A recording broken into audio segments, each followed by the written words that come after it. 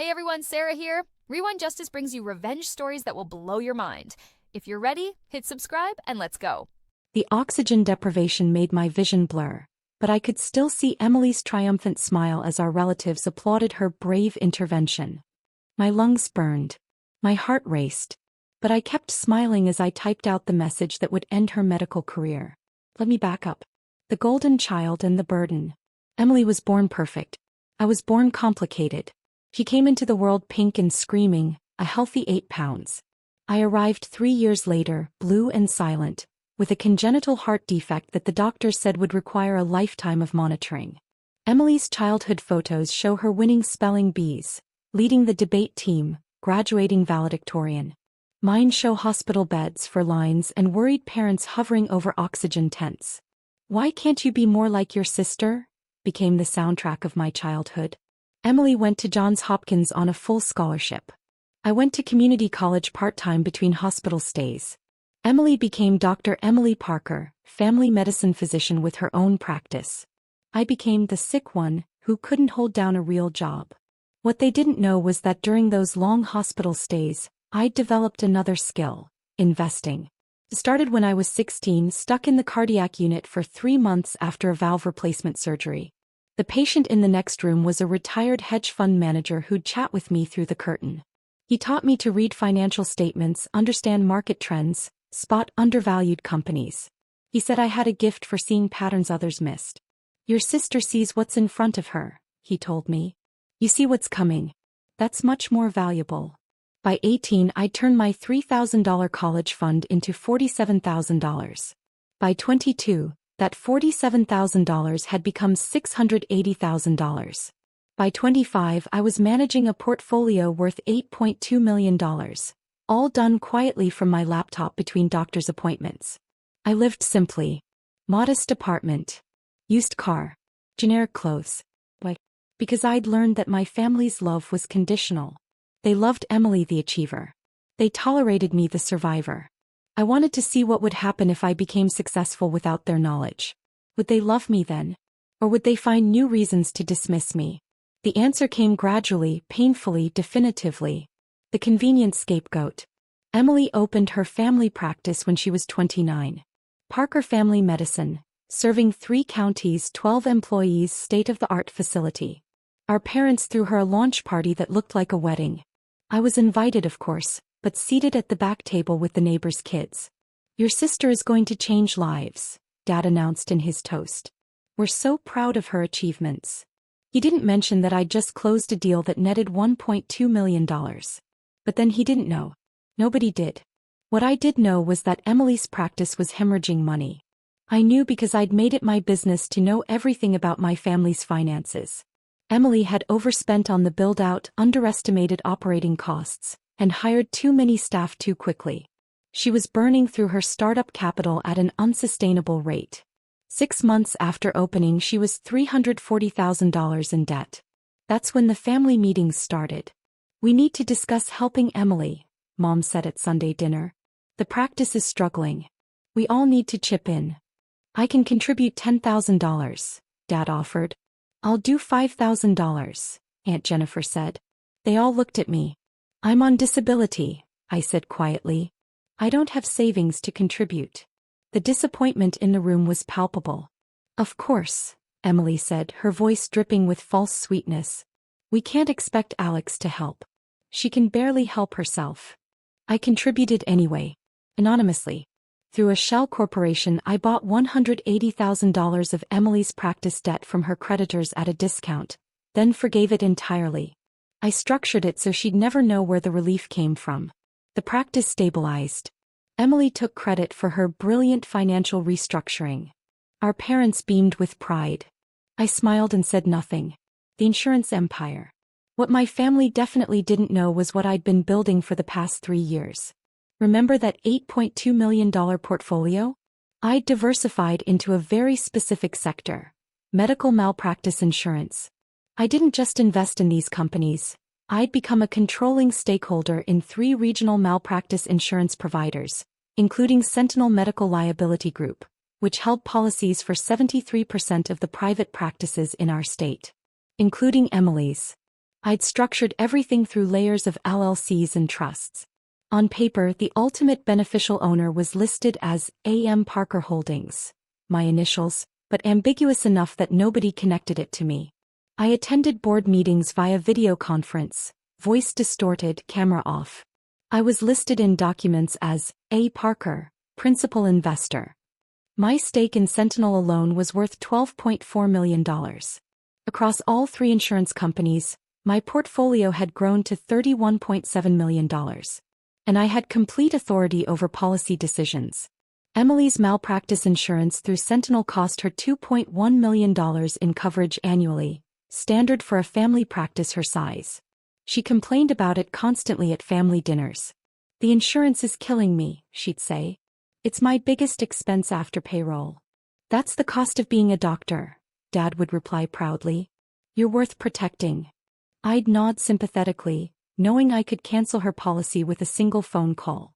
But I wasn't vindictive. I was patient. I was waiting to see if my family would ever see me as anything other than their convenient burden. The escalation. My pulmonary hypertension worsened when I turned 28. The portable oxygen concentrator became a permanent companion. My cardiologist was frank. "Your heart is working 3 times harder than it should. We're managing it, but you need to be careful." I worked from home, managed my investments, lived quietly. I attended family functions when I could, always bringing my medical equipment, always facing the same questions. "Do you really need that thing? Have you tried just breathing deeper? Maybe if you exercised more." Emily was the worst. As a doctor, she should have understood. Instead, she led the charge of skepticism. "Alex is catastrophizing," she told Mom after one Sunday dinner. "Pulmonary hypertension is manageable with lifestyle changes. She's using it as an excuse." An excuse for what? I asked quietly. For not having a real career, a real life, real responsibilities. I was managing $31.7 million at the time. I just closed a deal that would net $2.8 million. But I said nothing. "You're probably right," I replied. The validation she craved. The submission they expected. Mom's 60th birthday. Mom wanted a garden party for her 60th birthday. 200 guests, catered meal, live music. Emily took charge of planning, naturally. I was given simple tasks. Addressing envelopes, picking up flowers. Things that wouldn't overtax me. The day of the party was humid, which made breathing harder. I arrived with my oxygen concentrator, found a quiet corner, tried to stay out of the way. Emily held court in the center of the garden, surrounded by relatives and colleagues, discussing her practice's expansion plans. She just hired 2 new physicians and was opening a second location. What she didn't know was that her expansion was funded by a $900,000 loan from First Regional Bank, a bank where I was a silent 23% stakeholder. I'd reviewed the loan application myself. The projections were optimistic at best, delusional at worst. But I'd approved it anyway. I wanted to see if success would make her kinder. It didn't.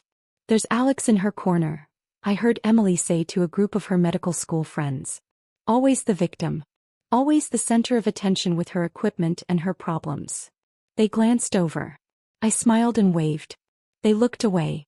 An hour into the party, I was struggling. The humidity, the crowd, the stress. My oxygen saturation was dropping.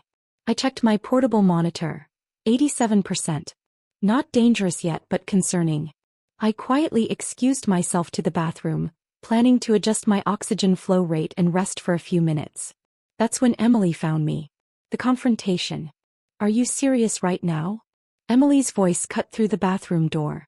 "Mom's big day and you're hiding in here with your props?" I opened the door. "I was just adjusting my oxygen. I'll be right out." "Your oxygen," she repeated mockingly. "Alex, I'm a doctor. I know what real pulmonary hypertension looks like. This." She gestured at my concentrator. "This is psychological. You've convinced yourself you need it. Emily, Dr. Martinez has documented. Dr. Martinez is a cardiologist who makes money keeping you dependent on treatment. Have you considered that?" My chest tightened. Not from anger, from actual oxygen deprivation. "I need to sit down," I said quietly.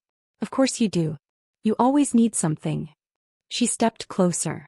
"Do you know what it's like being your sister? Every family event, Every holiday, everything is about, how's Alex? And, is Alex okay? Well, I'm tired of it. I never asked for. You never had to ask. You just exist and everyone else has to accommodate. Poor sick fragile Alex. She grabbed my wrist. Come on. You're going to come out there and participate like a normal person for once. Emily, please. She yanked me toward the door. I stumbled, my oxygen line tangling. The concentrator beeped a warning. We emerged into the garden just as Mom was about to cut her birthday cake. 200 faces turned toward us. Sorry, everyone, Emily announced brightly. Alex was hiding in the bathroom again. But I convinced her to rejoin us. Nervous laughter rippled through the crowd. That's when she did it. Emily reached over and yanked my oxygen mask off my face. See, she said loudly. Breathing fine now, aren't you? The crowd's nervous laughter became genuine applause. Several relatives actually cheered. Finally, Aunt Jennifer called out. Someone said it. About time she stopped with the drama. Uncle Bob agreed. I gasped, my lungs suddenly working against air that felt like concrete. My vision spotted. My oxygen monitor began alarming. 84%, 82%, 80%. But I could still see Emily's face. Triumphant. Vindicated. Finally putting her faker sister in her place. I could see Mom looking uncomfortable but not intervening. Dad shaking his head like this was somehow my fault. My relatives filming on their phones, laughing. And I smiled. Because I'd finally gotten my answer. No amount of success would change how they saw me. I would always be the burden. The problem. The faker. So I pulled out my phone, still gasping for air, still smiling, and I sent the text I'd composed months ago just in case. To Sentinel Medical Liability Group Board. From A.M. Parker Holdings. Subject. Policy cancellation, Dr. Emily Parker. Cancel Dr. Emily Parker's malpractice policy effective immediately. Liquidate all coverage. Send termination notice within the hour. Non-negotiable. I hit send just as Emily's phone rang. The unraveling. Emily glanced at her phone, saw Sentinel Insurance on the caller ID and ignored it. As I was saying, she continued to the crowd, still holding my oxygen mask, sometimes we need to practice tough love. Her phone rang again. Same caller. She declined it again, but I could see the first flicker of concern cross her face. Then her phone buzzed with a text. Then another. Then her practice manager was calling.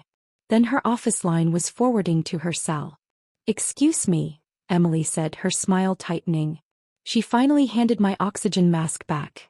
Not out of concern but irritation at the interruptions. I placed it back on my face, breathing deeply, my oxygen saturation slowly climbing back to 91%. 93%. 95%. Emily stepped away from the crowd, phone pressed to her ear. I watched her face go from annoyed to confused to pale. She looked at me. Really looked at me. For the first time seeing something other than her sick, pathetic sister. She saw someone who was still smiling. Second call. 20 minutes later, Emily was in Mom's study, door closed, voice rising. Through the door I could hear fragments. Can't just cancel. 2 million in coverage. Who authorized this? I sat in the garden, oxygen flowing steadily, chatting pleasantly with Mom's neighbor about her rose garden. The study door flew open. Emily emerged, face flushed, eyes wild. She scanned the garden, locked onto me and marched over. What did you do? She hissed. I'm sorry. My malpractice insurance. Sentinel just canceled my entire policy. 2.1 million in coverage, gone. They said the order came from their principal investor. They won't tell me who. I adjusted my oxygen mask. That sounds serious. Serious? Alex, I can't practice medicine without malpractice insurance. It's illegal. The state medical board will shut me down. Oh no, I said softly. That's terrible. The termination notice lists the reason as breach of fiduciary standards and ethical concerns. What does that even mean? I've never had a claim filed against me. Maybe it's a mistake? They said it's irreversible. The decision came from someone called A.M. Parker Holdings. Her eyes narrowed. Do we know anyone named A.M. Parker? I shrugged. Parker's our last name. Could be anyone. Her phone rang again. She answered it, listened, and her remaining color drained away. What do you mean I'm blacklisted? She said into the phone. How can every malpractice insurer in the state? Yes, I'm listening. Cross-referencing database. High-risk designation. She hung up. Her hands were shaking. Every insurance company in the state has flagged me as high risk. Nobody will cover me. My practice manager says we have to cancel all patient appointments starting Monday. We can't legally see patients without coverage. That's awful, Emily. I'm so sorry. She stared at me. Really stared. Like she was seeing a stranger. This happened right after. She started. The timing, right after After you yanked my oxygen mask off? I said pleasantly. Yes. Funny coincidence. You. She laughed, but it sounded hysterical. You did this. How could you possibly? I'm just the sick sister, remember? The faker. The burden. Alex, if this is some kind of revenge, you need to fix it. Call them back. My practice employs 12 people. We have patients who depend on us. You can't just. I can't. I smiled. Emily, I'm on disability. I can barely help myself, remember? How could I possibly influence a major insurance company? Her face twisted. This is insane. You're insane. Maybe, I said. Or maybe I'm tired of being called a faker by someone who's been practicing medicine illegally. What? I pulled out my phone, scrolled through my files, and showed her a document. Your second location? The one you just opened? You've been seeing patients there for 3 weeks. But your malpractice policy only covered your original location. You never filed the expansion notification with Sentinel. Every patient you saw at the new location? That was you practicing without valid insurance coverage. I'd known for weeks. I'd been monitoring her policy status through my position on Sentinel's board. I'd been waiting to see if she'd correct the oversight. She hadn't. That's a paperwork error. An oversight. An oversight that violates your insurance contract, state medical regulations, and puts every patient at risk. The state medical board would be very interested in this oversight. Emily's phone rang again. Her practice manager. She didn't answer. Fix this, she demanded. Whatever I did, whatever I said, I'm sorry. Fix this now. Why would I do that? Because we're sisters. Are we? I adjusted my oxygen mask, still smiling. Sisters don't yank medical equipment off each other in front of 200 people. Sisters don't call each other fakers. Sisters don't spend their entire lives making each other feel worthless. I never. You did. All of you did. Every single day.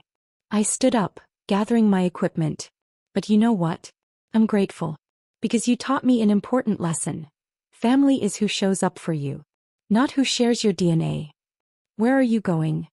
Home. I'm not feeling well. The humidity, you know. Hard to breathe. I walked toward the garden exit. Behind me, I could hear Emily's phone ringing again. And again. And again. Fallout Week 1. Monday morning, Emily's practice doors stayed closed. A notice on the door. Temporarily closed, insurance transition. By Tuesday, the local medical community was buzzing. How does a successful practice lose all insurance coverage overnight?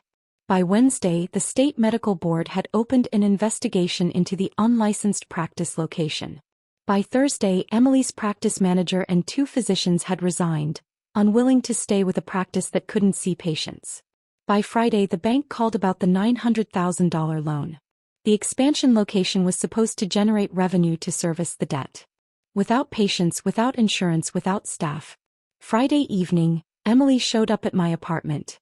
I answered the door in my pajamas, oxygen concentrator humming beside my reading chair. What do you want, Emily? I need help. Do you? The bank is calling the loan. If I can't reopen by next week, I'm going to lose everything. The practice, my house, my savings, everything I've worked for. That sounds stressful. Alex, please. I know I was wrong. I know I've been terrible to you. But you can't let my entire career be destroyed over one stupid moment. One moment. I laughed. Emily, you've been cruel to me for 28 years. You've dismissed my illness, mocked my limitations, and made me feel worthless every single day. And at Mom's party? You didn't just mock me. You physically assaulted me by removing life-sustaining medical equipment. You endangered my life to get applause. I didn't know it was that serious. You're a doctor. You absolutely knew. My oxygen saturation monitor beeped. I was getting too worked up. I took a breath, calmed myself. But that's not even the worst part. What's the worst part? The worst part is that you would have kept doing it. If there hadn't been consequences, you'd still be making fun of me at the next family dinner. The only reason you're here apologizing is because it finally hurt you. He was crying now. Real tears, not the manipulative kind. What do you want from me? I want you to understand what it feels like to have everything you've worked for dismissed as fake. I want you to know what it's like when nobody believes you.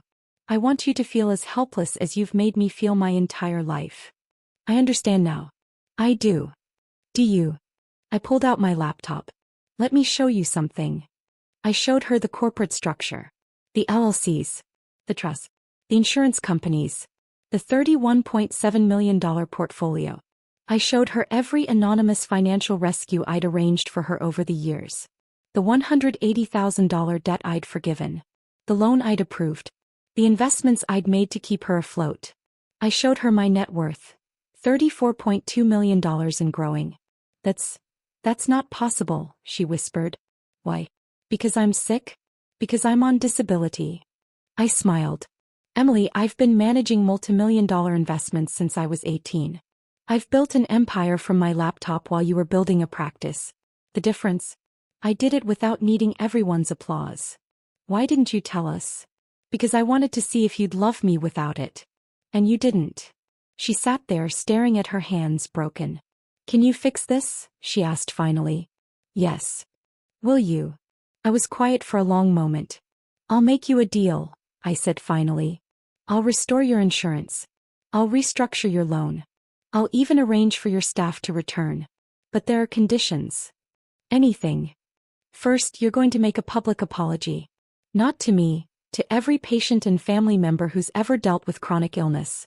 You're going to acknowledge that invisible disabilities are real and that medical professionals should know better. She nodded. Second, you're going to volunteer 20 hours a month at the Chronic Illness Support Center downtown. The one you drove past every day without ever stopping. Okay. Third, you're going to therapy. Real therapy. To understand why you needed to make your sister feel worthless to feel good about yourself. I'll do it. And fourth. I paused. You're going to sell me 30% equity in your practice at fair market value. I'll be a silent partner, but I'll have voting rights on major decisions. Insurance coverage, location expansions, staffing. I get a vote. You want to own part of my practice? I already own the insurance that protects it. I already own part of the bank that funds it. Why not own the practice too? I smiled. Consider it my contribution to the family business. She looked sick but nodded. Hey, yes. All of it. Then we have a deal. I opened my laptop and composed an email to Sentinel's board. Subject: Policy Reinstatement, Dr. Emily Parker. After review of all factors, I'm authorizing the reinstatement of malpractice coverage for Dr. Emily Parker, effective immediately, subject to the following conditions. I hit send. Her phone rang 30 seconds later. The family meeting, 2 weeks later.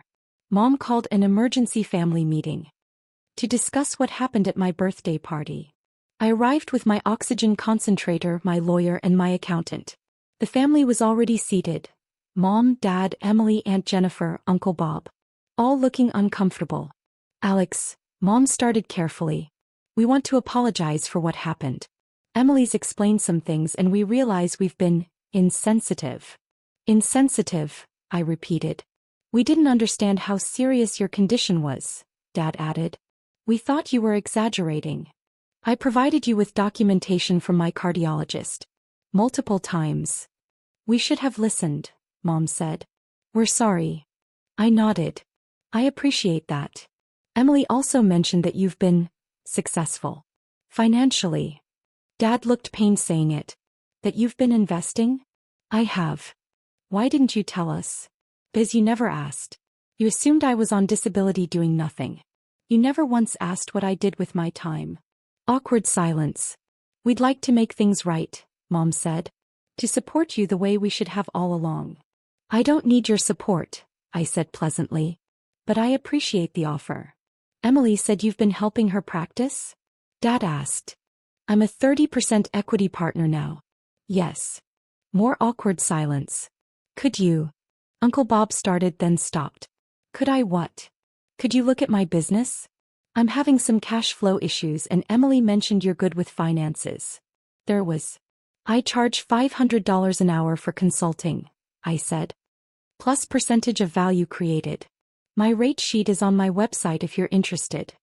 His face fell. I thought, family rate? You're right. Family rate. I smiled. For family, I charge $750 an hour. Because mixing family and business is more complicated. I stood up, gathering my equipment. Wait, Mom said. Where are you going? Home. I have a video conference with my investment team in an hour. But we haven't finished talking. Actually, we have. You apologized.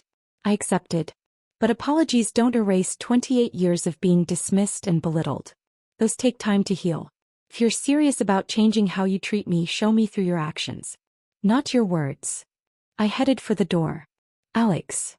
Emily's voice stopped me. I turned. Thank you, she said quietly, for giving me another chance. Don't thank me yet. You have a lot of work to do. The therapy. The volunteering. The public apology. I know. I'm starting tomorrow. Good. I paused. And Emily? I'm not doing this for you. I'm doing it for your patients who need a doctor and your staff who need jobs. You get to benefit because fixing your practice helps them. Don't confuse the two. I left them sitting there processing. 6 months later. Emily kept her word. The public apology went viral. A doctor admitting she'd dismissed chronic illness and invisible disabilities, even in her own sister. She became a spokesperson for disability awareness in medicine. The volunteering changed her.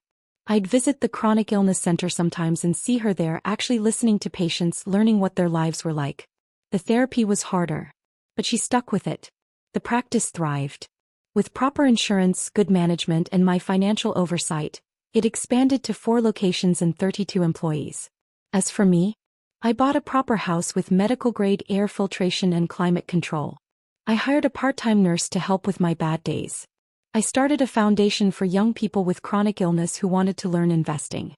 And I finally told my story publicly, not for revenge but to show others like me that being sick doesn't mean being helpless. My family treats me differently now. With respect.